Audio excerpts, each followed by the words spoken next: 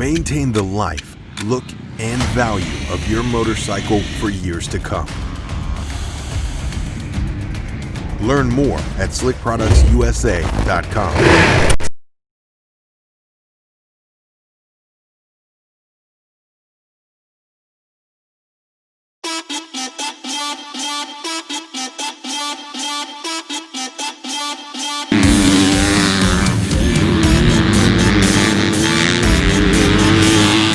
Hi and welcome back to Dirtbike Magazine's video series Year 21, where we take you up close and personal with all the 2021 250cc four-stroke motocross models. Today we're getting our first chance to ride what can essentially be called the all-new Yamaha YZ250F.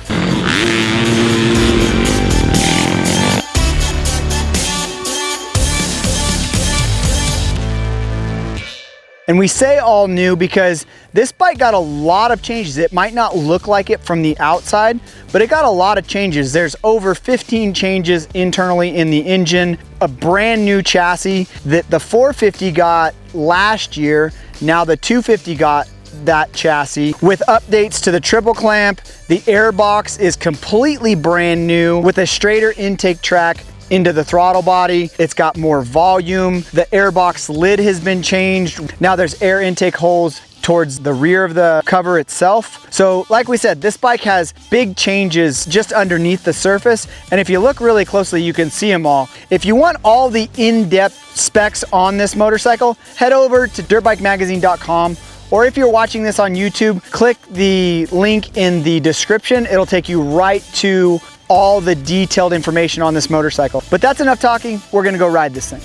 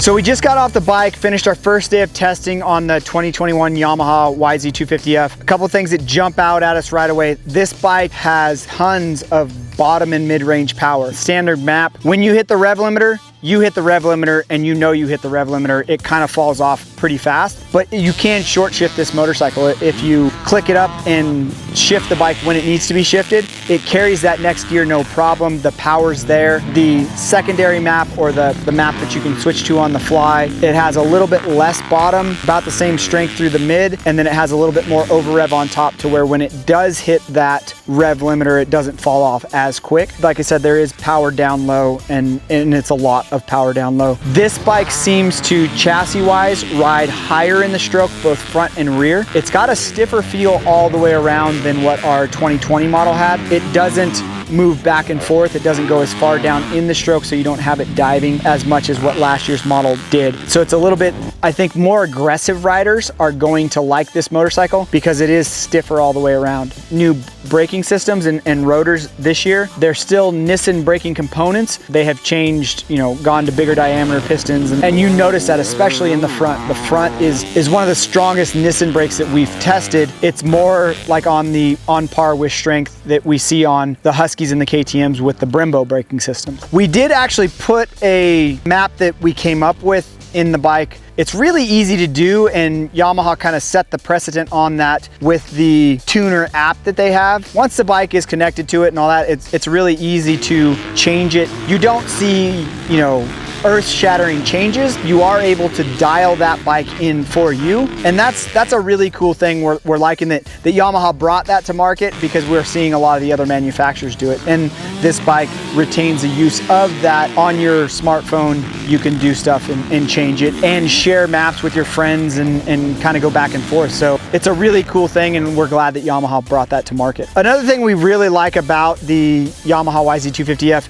is the clutch. It's got a really strong clutch once it's locked in and engaged. It's got a really easy pull. It's not something to where you're thinking about. Sometimes you overuse it a little bit, because it does have a really easy pull. One of the nicest cable actuated clutches still on the market. A couple of the test riders did comment on this motorcycle, the noises that the motorcycle makes. It does have a little bit more of a sucking sound, an intake sucking sound, because it does now have holes in the back of the airbox cover. You are gonna hear a little bit more sucking. This bike, just like most 250Fs, the exhaust note is raspy and loud. This bike is quieter than last year when we rode these back to back. It definitely is quieter on the exhaust side, maybe a little bit noisier on the intake side, but when you're winding these motorcycles out, as you do most 250Fs, they're gonna be loud. There's really not very much you can do about that. One thing to keep in mind with this model, it looks very similar to last year, except for with the blue plates that are added for this year. But underneath the surface, Yamaha did a lot of stuff to either make the bike more durable